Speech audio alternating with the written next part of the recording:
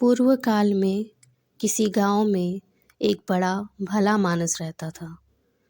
उसकी पत्नी अति सुंदरी थी और भला मानस उससे बहुत प्रेम करता था। अगर कभी घड़ी भर के लिए भी वह उसकी आंखों से ओझल होती थी तो वह बेचैन हो जाता था।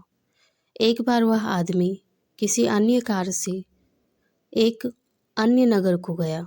वहाँ के बाजार में भांति भांति के और चित्र विचित्र पक्षी बिक रहे थे। वहाँ एक बोलता हुआ तोता भी था। तोते की विशेषता थी कि किसी मनुष्य की अनुपस्थिति में उसके घर पर जो जो घटनाएं घटी होती थी उन्हें भी वह उस पुरुष के पूछने पर बता देता था। कुछ दिनों बाद उस भद्र पुरुष का विदेश जाना हुआ। जाते समय उसने तोते को अपनी पत्नी के सुपुर्द कर दिया कि उसकी अच्छी तरह देख रेख करना। वह परदेश चला गया और काफ़ी समय बाद लौटा। लौटने पर उसने अकेले में तोते से पूछा कि यहाँ मेरी अनुपस्थिति में क्या क्या हुआ। उसकी अनुपस्थिति में उसकी पत्नी ने खूब मनमानी की थी और सील के बांध तोड़ दिए थे। तोते ने अपने स्वामी से सारा हाल कहकर सुनाया। स्वामी ने अपनी पत्नी को खूब डांटा फटकारा कि तू मेरे पीठ पीछे क्या क्या हरकतें करती है और कैसी कैसी गुल खिलाती है। पत्नी पति से कुछ ना बोली क्योंकि बातें सच्ची थी, लेकिन यह सोचने लगी कि यह बातें उसके पति को किसने बताई। पहले उसने सोचा कि शायद उसकी सेविका ने यह काम किया है। उसने एक एक सेविका को बुलाकर डांट फटकार कर पूछा, किंतु सभी ने कसमें खा खा कर कहा कि हमने तुम्हारे पति से कुछ भी नहीं कहा है। स्त्री को उनकी बातों का विश्वास हो गया और उसने समझ लिया कि यह कार्रवाई तोते ने की है। उसने तोते से कुछ न कहा क्योंकि तोता इस बात को भी अपने स्वामी को बता देता, किंतु वह इस फिक्र में रहने लगी कि किसी प्रकार तोते को अपने स्वामी के सम्मुख झूठा सिद्ध करे और अपने प्रति उनके अविश्वास और संदेह को दूर करे।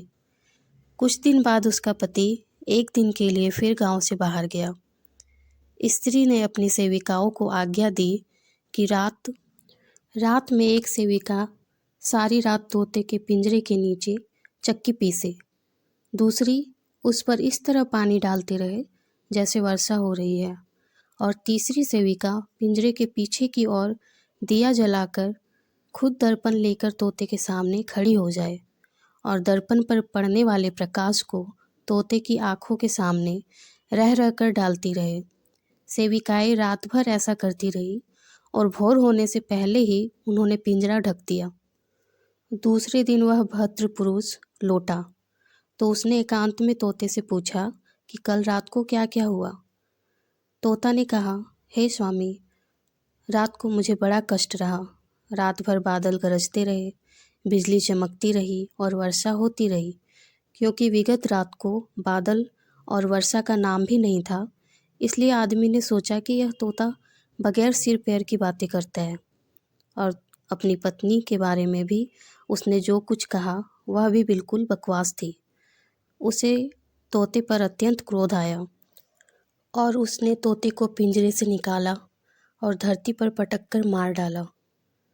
वह अपनी पत्नी पर फिर विश्वास करने लगा, लेकिन यह विश्वास अधिक दिनों तक नहीं रहा। कुछ महीनों के अंदर ही उसके पड़ोसियों ने उसकी पत्नी के बारे में ऐसी ऐसी बातें कही जो उस तोते की बातों से जैसी थी। उससे उस भद्र पुरुष को बहुत पछतावा हुआ कि बेकार में ही ऐसे विश्वास पात्र तोते को जल्दी में मार डाला। दोस्तों, इसलिए कहा जाता है कि हमें कोई भी निर्णय जल्दबाजी में नहीं लेना चाहिए। जल्दबाजी में लिया हुआ फैसला गलत भी हो सकता है। दोस्तों, अगर आपको यह कहानी अच्छी लगी हो तो प्लीज़ मेरे चैनल को सब्सक्राइब करें, लाइक करें और शेयर करें। Thank you.